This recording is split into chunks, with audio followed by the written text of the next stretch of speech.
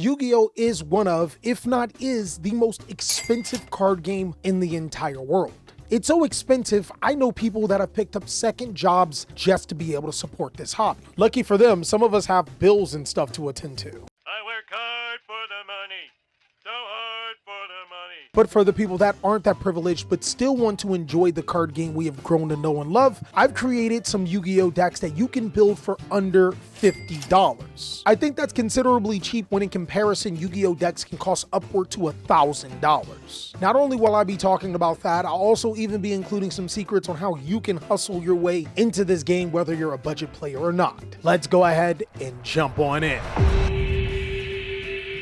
What's going on with y'all? Big Dog, and it is an amazing day for Yu-Gi-Oh! I hope that your day phenomenal. But if it isn't, don't let what happened at the beginning of your day ruin the rest of your day. You see, I always didn't have all of this Yu-Gi-Oh stuff behind me. Before, I actually used to be a budget player that played on a very strict budget. Guys, I was so broke I couldn't afford to pay attention. If the words on the card said too much, I couldn't play it, couldn't afford it. So one thing that I did learn while I was on a budget playing Yu-Gi-Oh is to always look into the newer sets and see what it has to offer when it comes to budget competitiveness. And the reason why I do this is because oftentimes when it comes to budget Yu-Gi-Oh decks, Konami likes to support strategies that they think are going to be around for a while or are going to be getting support sometime in the future. And fortunately enough, taking a look at Quarter Century Bonanza, there's actually a few strategies that ring a bell here. With both Diabell Star and Wanted Sinful Spoils being reprinted in every rarity under the sun, it automatically comes to mind that decks like Fire Kings would be incredibly valuable.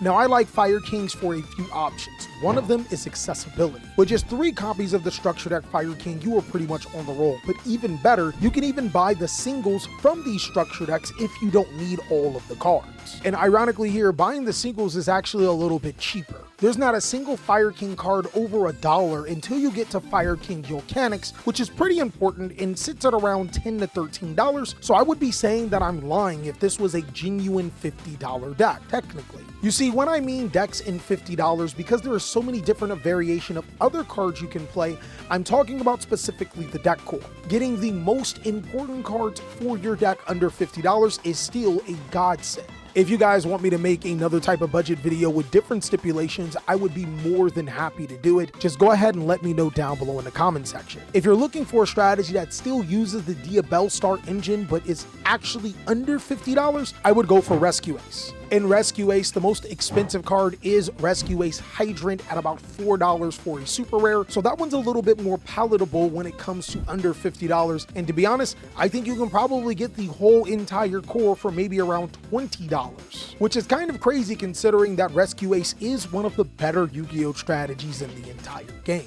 I absolutely love when a particular engine gets reprinted and is finally usable for some of those cheap and accessible decks. Both Fire King and Rescue Ace are a perfect example, which is the reason why I'm grouping them into one, just to give you a little bit more bang for your buck, just in case you think that Fire King is at $50. Big Dog, I like to think of myself as a fair dude. I want to give you guys the most competitive budget decks available. Whether you're playing with friends or you're playing in a competitive setting like a tournament, I always want you to be prepared and have fun at the same time. That's why I'm recommending these decks over some of the others. And granted, another thing that I absolutely love about these two strategies is that there is a ton of room to grow. You can incorporate other things like Snake Eyes and Azumina in both of these particular Yu-Gi-Oh strategies, and they can become tier 1 Yu-Gi-Oh decks. So believe me when I tell you I'm looking out for your best interest, getting you the most bang for your buck, as well as strategies that get support in Bonanza. I genuinely am. But you always don't have to go there. Sometimes when looking for competitive budget Yu-Gi-Oh decks, you're just looking for something that is a proven winner, but is also really cheap. I did mention how both Rescue Ace and Fire King could easily go the distance if you add more to the budget, but with a strategy that can do it on a dime right now. Tenpai Dragon is the clear answer, as it is the go-to de facto number 2 deck in Yu-Gi-Oh! I talked about it last week in my meta tier list, but that would be completely unfair to just mention a strategy again. So I will put it as an honorable mention, but a deck that is a proven contender that actually has topped a few events over this last format is Dinomorphia. Dinomorphia is incredibly perplexing to me. When you think about a strategy like Dinomorphia, you do think cheap. you think budget. You think a deck that isn't strong enough to be able to keep up. But it turns out that Dinomorphia just so happens to have a few cards that are on the ban list inside of their deck. A lot of competitive Yu-Gi-Oh players know Skill Drain is one of the most ferocious cards in the game, locking your opponent out of monster effects inside of a game where monster effects are some of the most important things is crazy. And Dinomorphia does that inside of a fusion monster when you're talking about Dinomorphia Rexter. A lot of people may consider this as one of those Floodgate Hopium type decks, but to be honest, Rextrum isn't the only thing that makes this deck really powerful. Since it is a trap-based Yu-Gi-Oh strategy that is built on getting your life points as low as possible, another crazy card in this deck is Fencing Ferret. That's actually not the name of the card, editor. We gotta find the real card. It's a fire. It's a trap card. It's Ferret Flames. Ferret Flames. That's the card name. See, I got it right.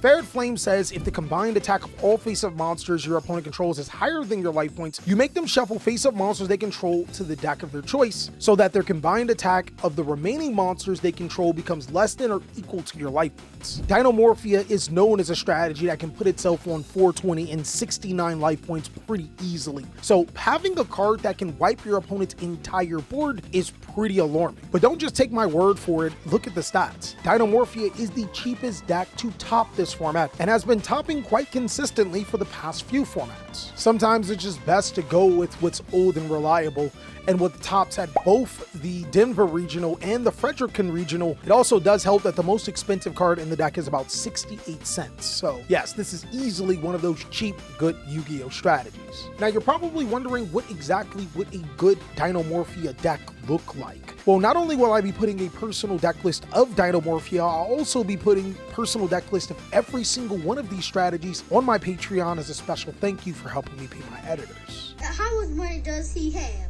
Jay broke.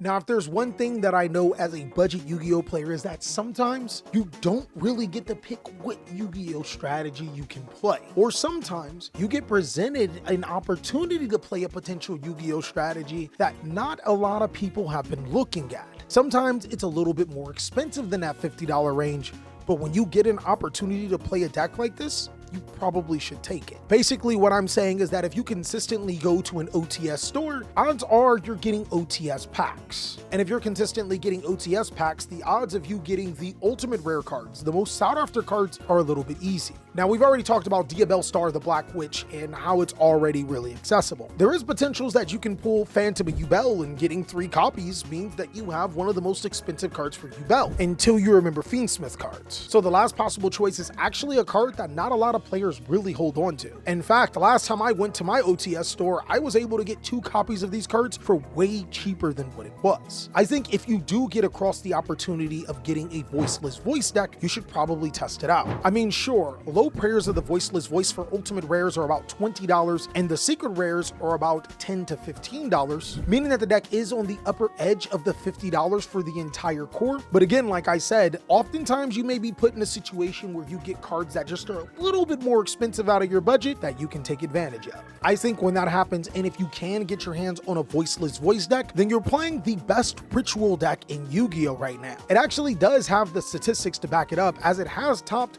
quite the few events. Voiceless Voice is one of those Yu-Gi-Oh decks that is not on the forefront of players' minds. In actuality, I genuinely think you can get Voiceless Voice cards for almost free. Yu-Gi-Oh players are like meta sheep. If there's no huge influence playing or talking about the strategy consistently, oftentimes it can get left under the rug or disregarded as a powerful deck.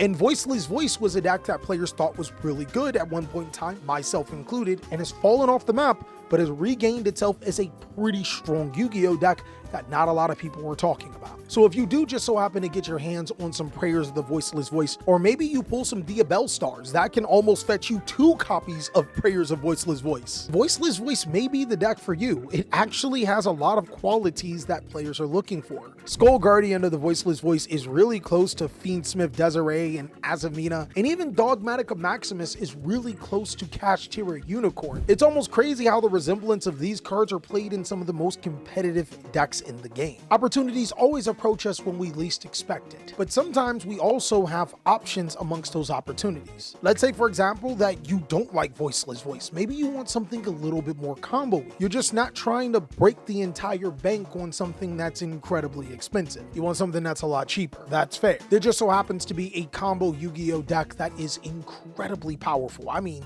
it's a 10 of 10. Ritual Beast is that combo-like Yu-Gi-Oh deck that also got some clutch reprints in Quarter Century Bonanza. What I love is that Spiritual Beast Tamer Elder, about a 15-year-old card, is finally getting a reprint to make it ridiculously cheap. But what I also love is that now, because of that reprint, the most expensive card is Spiritual Beast Tamer Laura, and she is roughly $10 per copy. Ritual Beast is a deck that will reward you for playing the deck correctly. There's so many different ways to be able to apply what you're trying to do. It's almost endless. And the opportunity to create something despite the situation is usually there. There's also another cool reprint inside of Quarter Century Bonanza. Arch Nemesis Protos being reprinted is huge for the strategy. A lot of times when you play in a Yu-Gi-Oh tournament, especially when you get into the later rounds, you'll figure out what your opponent's playing before you sit down. And using this card effect to be able to declare the attribute of their playing preemptively is huge.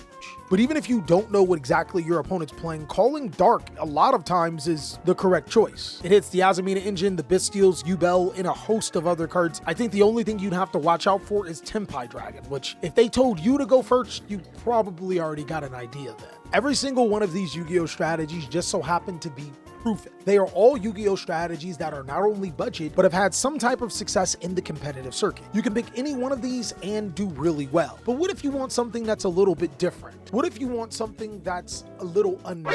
A strategy that's slept on? Well, of course I got that for you too. Now, it also just so happens to be because of Quarter Century Bonanza that Ice Barrier is incredibly cheap too. And before you roll your eyes, I really want you to sit down and read the Ice Barrier cards. They're pretty crazy. Ice Barrier to me almost have that Voiceless Voice-like effect. If there aren't players actively screaming from the top of the mountains that this deck is amazing and broken, then players really aren't paying attention. I'm not saying that the deck does not have flaws. It definitely does, but it's a little bit stronger than what most people will give it credit.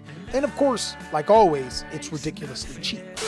To be honest, I just might ride that wave, but I'm genuinely curious to figure out what wave are you guys going to be riding as a budget Yu-Gi-Oh player. I want to know what decks do you think are really good, and if the selection of decks are your cup of tea. If so, then tell me which one of these strategies and why. I can't wait to read what you have to say, but until then, go ahead and make sure to check out these other videos so I can catch you on the next one.